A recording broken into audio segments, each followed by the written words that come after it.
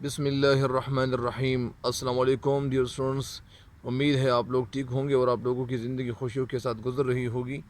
اور آج ایک اور شعر کی تشریح آپ کو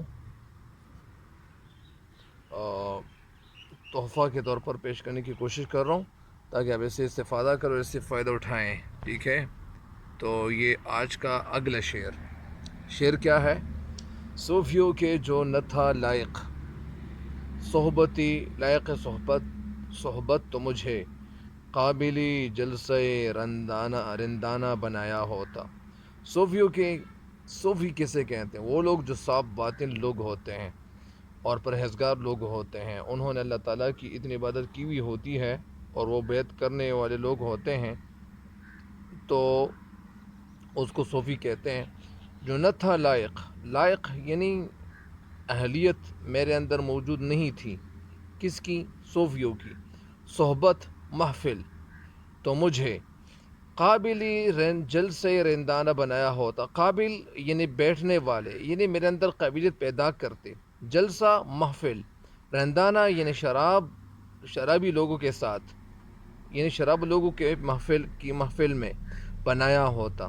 یعنی اس کا صاف اور سمپل مطلب یہ ہے، اس کا مفہوم یہ ہے کہ شعر میں کہنا یہ چاہتے ہیں کہ اے اللہ اگر میں صوفیوں کی محفل کے لائق نہ تھا تو کم از کم شرابیوں کے جلسے کے قابل بنایا ہوتا۔ یعنی اس کا مطلب یہی ہے کہ اگر میں صوفیوں کی محفل کے لائق نہ تھا، یعنی ان کی محفل میں اگر میں نہیں بیٹھ سکتا تھا، یعنی میرے اندر یہ اہلیت نہیں تھی یا میرے اندر یہ کیپیبلٹی نہیں تھی، تو کم از کم کیا ہوتا؟ یعنی مجھے پھر کم از کم شرابیوں کے جلسے کے قابل بنایا ہوتا۔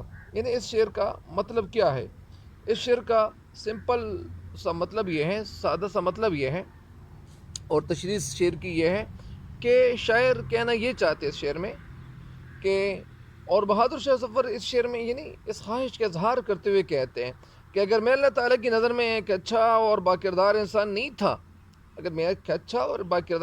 تھا، اور صوفیوں اور پرہیزگاروں کی محفل میں بیٹھنے کی قابلیت میرے اندر نہیں تھی، یعنی میں صوفیوں اور پرہیزگاروں کی محفل میں اگر میں بیٹھنے کے قابل نہیں تھا یا میرے اندر قابلیت نہیں تھی، میرے اندر اہلیت نہیں تھی، تو کم از کم مجھے آوارہ اور شرابی تو بناتا، تو تاکہ شرابیوں کی جو محفل تھی، تاکہ شرابیوں کی محفل میں بیٹھنے کا اہل ہو جاتا۔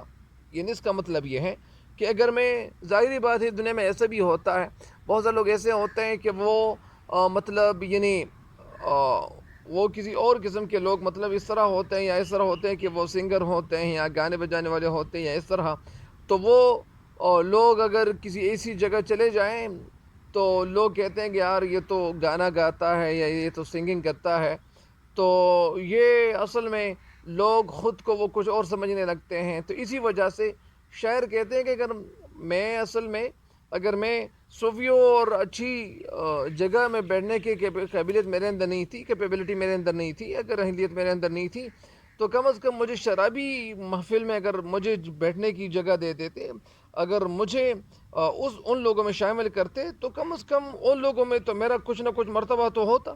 یعنی یہ جو آج کل میں زندگی گزار رہا ہوں، نہ میں ادھر کا رہا ہوں، نہ میں ادھر کا رہا ہوں، نہ وہ ادھر کا رہا ہوں، تو یہ کیا زندگی ہے؟ یہ اصل میں بہادر شاہ ظفر کہتے ہیں۔ اور اب یہ کہتے ہیں کہ اب تو حالت یہ ہے کہ میں نہ ادھر کا رہا اور نہ ادھر کا رہا ہوں، نہ تو مجھے ان نیک لوگ اپنی مجلس میں بیٹھنے دیتے ہیں، نہ مجھے نیک لوگ مجھے اپنی مجلس میں بیٹھنے دیتے ہیں، اور نہ مجھے شرابی اپنے قریب آنے دیتے ہیں۔ مطلب یعنی میں نہ ادھر کا رہا ہوں نہ ادھر کا رہا ہوں، نہ میں ادھر کا رہا اور نہ میں ادھر کا رہا، میں ایک عجیب کیفیت سے اور میں ایک عجیب صورتحال سے میں دوچار ہوا ہوں اور میں دوچار ہوں۔ اسی وجہ سے یہی اس کا ایک شعر ہے کہ نہ ادھر کے رہے نہ ادھر کے رہے، نہ خدا ہی ملے نہ مثال صنم۔ تو یہی اس شاعر کے ساتھ بھی یہی معاملہ پیش آیا تھا اور اسی طرح ان کے ساتھ یہی ہو کر آیا تھا۔ تو اس شعر کی تشریح مکمل ہو گئی ہے، مجھے امید ہے کہ آپ اس شعر کی تشریح سے ضرور فائدہ اٹھاؤ گے۔ تب تک کے لیے میں اجازت چاہتا ہوں، لیکن اجازت لینے سے پہلے میرے چینل کو سبسکرائب بھی ضرور کریں اور ساتھ ساتھ اس چینل کے لنکس بھی اپنے دوستوں کے ساتھ شیئر کریں۔ تب تک کے لیے اجازت چاہتا ہوں، اللہ نگہبان۔